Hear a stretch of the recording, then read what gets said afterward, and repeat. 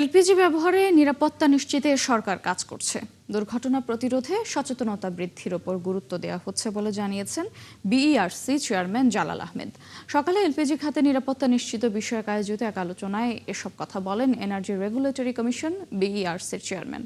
আলোচকেরা বলেন, নিরাপত্তা বিধি অনুসরণ না করার কারণে প্রায়ই বাসাবাড়িতে দুর্ঘটনা ঘটছে।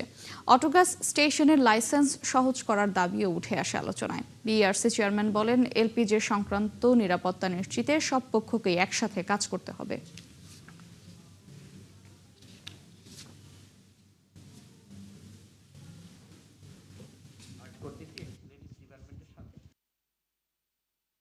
বিইআরসি আমরা উদ্যোগ নিতে পারি এবং আমরা মন্ত্রণালয়ের সহায়তা চাইতে পারি, লোয়াবার সহায়তা চাইতে পারি।